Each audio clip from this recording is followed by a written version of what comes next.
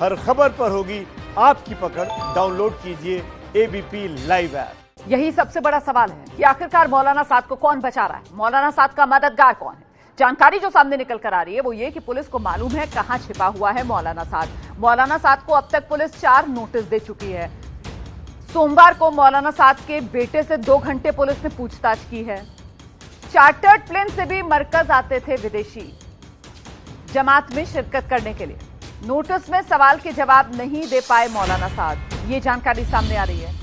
तो ऐसे में आखिरकार पुलिस मौलाना साद को इतनी छूट क्यों दे रही है, गिरफ्तार क्यों नहीं कर लेती, ये वो सवाल है ना। इन सवालों के जवाब देश को मिलने चाहिए।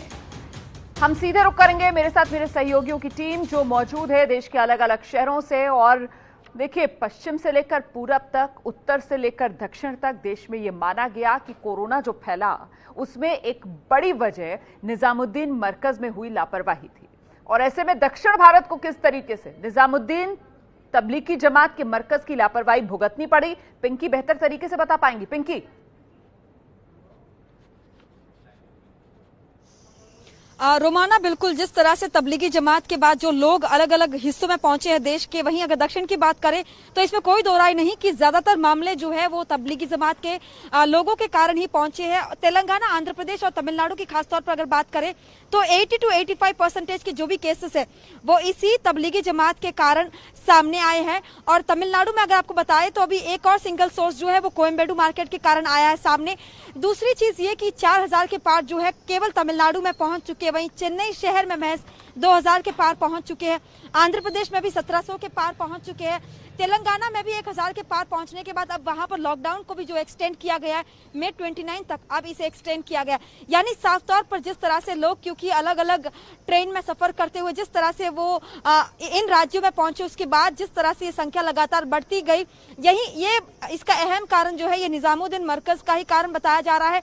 हालांकि अब क्योंकि ये मामला इतना ज्यादा कंट्रोवर्शियल हो गया था, यही कारण है कि राज्य सरकार ने एग्जैक्ट आंकड़े देने जो है अब बंद कर दिए है। लेकिन ये माना जा रहा है कि करीब 80 से 85% के जो मामले हैं वो इसी तबलीगी जमात के कारण फैले हुए हैं। जी रोमाना। बिल्कुल, मैं जमात के देखिए प्रवक्ता मुजीबुर रहमान जो है वो लगातार हमारे साथ बने हुए। मुजीबुर रहमान, तो मतलब वो कहते हैं ना आग लगाकर तमाशा देखना, उसी का मजा ले रहे हैं मौलाना साद।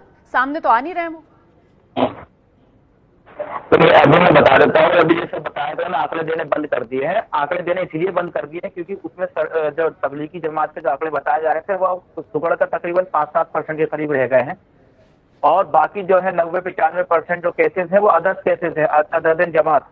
तो इसीलिए जो है वो आंकड़े देने बंद हो गए हैं। दूसरी चीज, शुरुआत में जो आंकड़े ज्यादा थे वो जो उसकी परसेंटेज 30% के करीब थी, उसकी वजह ये थी कि बाकी लोगों के टेस्ट नहीं हो रहे थे। इनिशियल स्टेज थी, सिर्फ जमात के लोगों का टेस्ट हुआ था, तो ऑब्वियसली जो पॉजिटिव पेशेंट थे उसके अंदर हिस्सेदारी जमात की ज्यादा थी। लेकिन जैसे जैसे कोरोना हिंदुस्तान में फैल रहा है और सोर्सेज से, तो जमात की हिस्सेदारी आज की तारीख में उसके 5% के करीब रह गई है। इसीलिए सरकार ने आंकड़े भी देना बंद कर दिए हैं। ये तो आपका जवाब जो है वो हम लगातार सुन रहे हैं, ये तो रटा रटाया आपका जवाब था। ये तो आप पहले ही आंकलन करते थे, जैसे जैसे आंकड़ा बढ़ेगा वैसे वैसे हमारी जो हिस्सेदारी है वो तो कम होती जाएगी। ये तो मैं पहले दिन से सुन रही हूँ ना। मैंने तो सवाल आपसे ये पूछा, मुजीबुर रहमान साहब, आराम से मुजीबुर रहमान साहब आराम से बात कर रहे हैं, सुनिए फिर जवाब दीजिए। सवाल जो मैंने आपसे पूछा वो ये कि कहते हैं ना आग लगाकर तमाशा देखना, अब उसी का मजा ले रहे हैं मौलाना साहब। मैं इस सवाल के जवाब के लिए आपके पास आऊंगी दोबारा, लेकिन इस बीच में आपको लेकर चलती हूं मुंबई। मृत्युंजय सिंह हमारे साथ मौजूद हैं और मुंबई से जुड़ा हर अपडेट जरा पहले मृत्युंजय से जानते हैं, उसके बाद रुक करेंगे मुजीबुर रहमान का। मृत्युंजय। बिल्कुल, देखिए मुंबई तो कोरोना का केंद्र बना हुआ है। 9,900 से अधिक मामले सिर्फ और सिर्फ मुंबई में हैं। और इसमें सबसे बड़े जो कुछ हॉटस्पॉट बने हुए हैं, धारावी जैसे इलाके, घाटकोपर इलाके, वर्ली इलाके। आपको बता दें कि जो धारावी में शुरुआती मामले आए थे वो तबलीगी जमात से जुड़े हुए लोगों द्वारा ही सामने आए थे। मुंबई के घाटकोपर में जो मामले सामने आए थे वो तबलीगी जमात से जुड़े हुए लोगों के ही मामले सामने आए थे, जो मरकज से लौटे थे और उसके बाद में वो कोरोना पॉजिटिव पाए गए और पूरे इलाके में फैला। ये जो पूरा परिसर है ये बहुत ही छोटा परिसर है, ज्यादा आबादी में लोग रहते हैं और यहाँ तेजी से फैला है। हम रणवीर का रुख करेंगे। रणवीर उत्तर प्रदेश से हमारे साथ मौजूद हैं। रणवीर, एक चिंगारी जो है वो आग भड़काने के लिए काफी होती है, ये मरकज के लोग समझ नहीं पा रहे हैं, उत्तर प्रदेश ने इसे भुगता है। जरा इसके बारे में विस्तार से जानकारी दीजिए दर्शकों को। देखिए, अभी मुजीबुर रहमान साहब कह रहे थे कि 5-7% तबलीगी जमात के केसेस बचे हुए हैं। तो अगर थोड़ा बहुत उन्होंने गणित पढ़ा हो तो अब बता दूं कि 2800 में से 1150 केसेस अकेले तबलीगी जमात के हैं। और अगर बड़े शहरों की बात करें जहां 100 से या 200 से ज्यादा केसेस हैं, उसमें आगरा है, कानपुर है, लखनऊ है, सहारनपुर है, ये सारे ऐसे शहर हैं जहां पर तबलीगी जमात से जुड़े लोग ही जिम्मेदार माने जा रहे हैं। क्योंकि आगरा में जिस तरीके से वो दिल्ली से नजदीक है, वहां पे पहुंचे और वहां पे जाके उन्होंने संक्रमण फैलाया और पारस हॉस्पिटल का नाम आया था। वहां भी जो महिला थी वो तबलीगियों के संपर्क में आने के बाद बीमार हुई थी और अस्पताल में एडमिट हुई थी। लखनऊ में एक असाईबाड़ा इलाका है, वहां पर जो मस्जिद थी वहां पर 12 लोग मिले थे, उसके बाद संक्रमण फैला। प्रयागराज में प्रोफेसर के ऊपर आरोप लगा, जेल में बंद हुए हैं प्रोफेसर शाहिद, जिनके ऊपर आरोप है कि वो बचा रहे थे। तो पूरा का पूरा उत्तर प्रदेश अगर 40% से ज्यादा केसेस हैं जो अकेले तबलीगी जमात से जुड़े हुए हैं। सहारनपुर जो तबलीगी जमात से जुड़ा हुआ देवबंद है, वहां पर जो 190 केसेस हैं उसमें अकेले 120 केसेस तबलीगी जमात से जुड़े हुए हैं। कानपुर की बात करें, कानपुर में शुरुआत में केसेस नहीं थे, उसके बाद जब जमाती वहां पहुंचते हैं, जमातियों के पहुंचने के बाद कानपुर में इतना बुरा हाल हो गया कि वो यूपी में नंबर 2 हो गया। तो ऐसे में मुजीबुर रहमान साहब बताइए कि आखिर कैसे आप 5-7% का आंकड़ा आपने निकाल लिया। यूपी में 40% से ज्यादा केसेस जमात से हैं और वो भी जो बाद में केसेस आ रहे हैं उसमें तमाम सारे लोग बहुत सारे लोगों के संपर्क में आए। तो फिलहाल वो भी आंकड़ा निकाल पाना बहुत संभव नहीं है।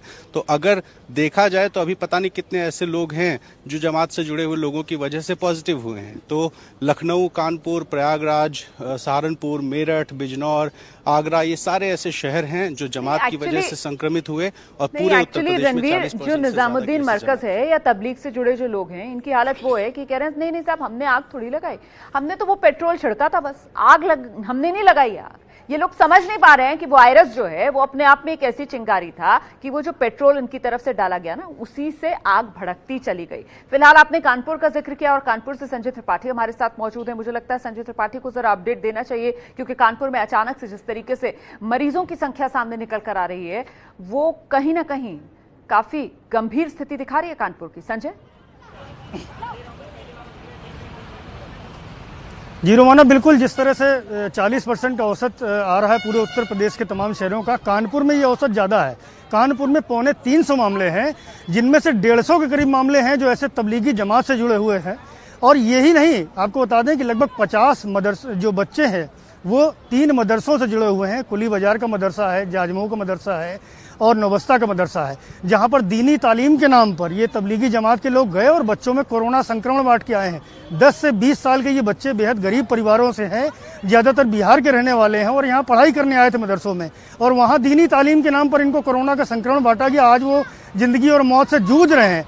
तो ये हाल है। और न केवल कानपुर, मैं आपको बताऊं कि रायबरेली और ऐसे कई शहर हैं जो केवल तबलीगी जमात की वजह से संक्रमित हुए हैं। 33 केस एक साथ निकल करके लगभग 15 दिन पहले रायबरेली से आए थे और 31 केस ऐसे थे जो तबलीगी जमात की वजह से आए थे।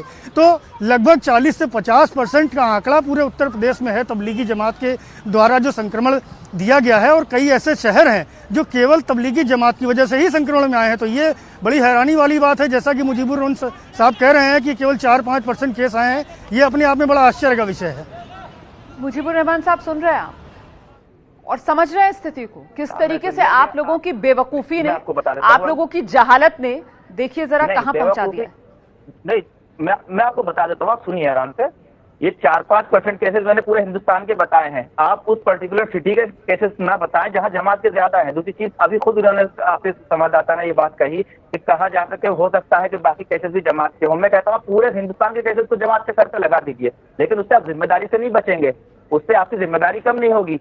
और जो जमात के लोग हैं वो खुद हिंदुस्तान में आके कोरोना उनको लगा है, क्योंकि हिंदुस्तान में कोरोना पहले से मौजूद था। जनवरी के अंदर हिंदुस्तान में केसेस आ चुके थे जो वुहान से आए थे लोग, तो अंदर कोरोना फैल रहा था। ये बात भारत सरकार को पता थी, उससे सुप्रीम कोर्ट ने 31 मार्च को मानी है कि तकरीबन भारत में आज की तारीख में 1.5 करोड़ लोग पॉजिटिव हो सकते हैं। 31 मार्च की मैं बात बता रहा हूँ आपको। मुजीबुर रहमान, अगर सच्चाई से भागेंगे तो इससे प्रॉब्लम बढ़ेगी। मुजीबुर रहमान, सुन लीजिए, 10 सेकंड मुजीबुर रहमान, मुझे ब्रेक लेना है, मुझे ब्रेक लेना है मुजीबुर रहमान साहब, मुझे ब्रेक लेना है मुजीबुर रहमान साहब। आप सबकी जिम्मेदारी तय कर लीजिए, आप ना सबकी जिम्मेदारी तय कर लीजिए। बस खुद को आप किसी तरीके से पाक साफ दिखाइए, यही आप लोगों की नीति है। इसीलिए आप सारे कुतर्क जो हैं यहां पर बैठकर दे रहे हैं, इसीलिए आपने सच्चाई ना देखने का फैसला किया है, आंखों पर पट्टी बांध ली है। मैं फिर से दोहराती हूं इस बात को, आप लोगों का हाल पता है क्या है? हमने तो जी पेट्रोल छिड़का था, आग हमने थोड़ी लगाई, ये हाल है आप लोगों का। आखिर क्यों छिपा हुआ है मौलाना साद? कौन बचा रहा है मौलाना साद को? मौलाना साद सामने आओ, यही सवाल आज जो आपका चैनल एबीपी न्यूज पूछ रहा है। हम सीधे आपको लेकर चलते हैं। देखिए, निजामुद्दीन मरकज की तरफ से प्रवक्ता वहां के मुजीबुर रहमान हमारे साथ लगातार बने हुए हैं, लेकिन मैं इससे पहले मुजीबुर रहमान का रुख करूं, आपको मध्य प्रदेश लेकर चलते हैं, क्योंकि मध्य प्रदेश का इंदौर, और इंदौर में भी हमने देखा था कोरोना फैलने का निजामुद्दीन मरकज कनेक्शन। ब्रजेश, निश्चित रूप मध्य प्रदेश में शुरुआत में जब तबलीगी जमात की बात आई तो मध्य प्रदेश में खासकर इस बात का बड़ा शुक्रिया अदा किया कि यहाँ पे जो तबलीगी जमात के जितने लोग थे वो सारे के सारे लोग क्वारंटाइन कर लिए। जी अपनी बात कहिए जरा। देखिए, मैं ये बताने की कोशिश कर रहा हूँ कि शुरुआत में जब तबलीगी जमात के मध्य प्रदेश में जो भोपाल के मामले थे सारे के सारे वहीं पे क्वारंटाइन कर लिए गए थे, मगर भोपाल में दिक्कत क्या हुई, भोपाल में जो दूसरी जमातें चल रही थी वो इतनी बड़ी तादाद में भोपाल की विभिन्न मस्जिदों में जमात चल रही थी कि उन्होंने पुलिस को संक्रमित किया और पुलिस के बाद वो पूरा मामला और अन्य जगहों फैला।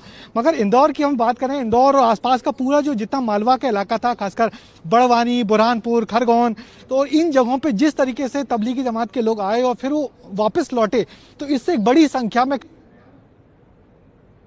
दिक्कत आ रही है। कुछ हम बात नहीं कर पा रहे हैं ब्रजेश से। सीधे आपको लेकर चलते हैं जम्मू। अजय बाचलो हमारे साथ मौजूद हैं। अजय बताएंगे किस तरीके से निजामुद्दीन मरकज का असर जम्मू कश्मीर तक देखा गया है कोरोना के मामलों में। अजय, अगर जम्मू की बात करें, जम्मू कश्मीर की बात करें, तो यहां सिर्फ चुनौती वो नहीं थी जो आंकड़ा करीब 2000 के आसपास बताया गया था जो लोग तबलीगी मरकज से जुड़े हुए थे। बात उससे काफी आगे चली गई थी और यहां पर जो लोग तबलीगी मरकज में शामिल होकर पहुंचे थे उनमें से अधिकांश ने अपनी ट्रैवल हिस्ट्री छिपाई। ट्रैवल हिस्ट्री छिपाने का असर यह हुआ कि इनके कारण जो संक्रमण फैला उसका आंकड़ा अभी सरकार सार्वजनिक नहीं कर रही है, लेकिन एक बड़ा आंकड़ा ये 2000 लोग जो तबलीगी मरकज से जम्मू में पहुंचे थे, इन लोगों ने अपनी ट्रैवल हिस्ट्री छुपाई। और जिसके बाद रोमाना जम्मू की अगर बात करूं तो जम्मू में जम्मू पुलिस को ऑपरेशन बी केयर शुरू करना पड़ा ताकि उन लोगों तक पहुंचा जाए जो इस तरह से अपनी ट्रैवल हिस्ट्री छिपा रहे हैं। और जैसे ही पुलिस को यह पता लगा कि एक जिले में तबलीगी मरकज के कुछ लोग हैं और पुलिस ने वहां दबिश दी, तो वहां से तबलीगी मरकज के लोग भागकर दूसरे जिलों में आए, अपने जिले में संक्रमण फैलाया, फिर दूसरे जिले में संक्रमण फैलाया और वहां छिपकर बैठे। तो आप अंदाजा लगा सकते हैं जो बात कह रहे हैं ना, आप जो बात कह रहे हैं वो पूरे देश पे देखने के लिए मिली। यही रवैया निजामुद्दीन मरकज से जुड़े तबलीगी जमात के लोगों का। मुजीबुर रहमान, पहले कोरोना फैलाओ और फिर सच को छुपाओ भी।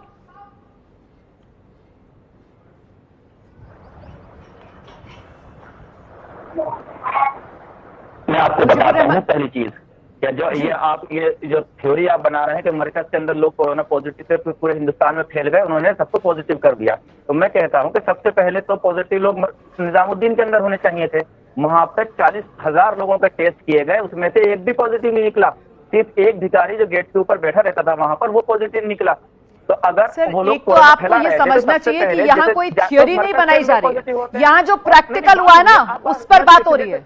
यहाँ कोई थ्योरी नहीं बनाई जा रही है, यहाँ तो जो प्रैक्टिकल आप लोगों ने करके दिखाया ना देश में, मैं उस पर बात कर रही हूँ। प्रैक्टिकल हुआ है ना सर।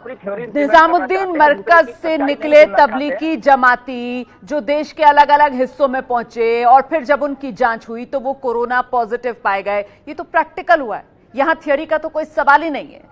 सवाल तो यहां बस इतना है कि आखिरकार मौलाना साद सामने क्यों नहीं आ रहा है, मौलाना साद को अब तक गिरफ्तार क्यों नहीं किया जा रहा है, मौलाना साद को आखिर क्यों बचाया जा रहा है।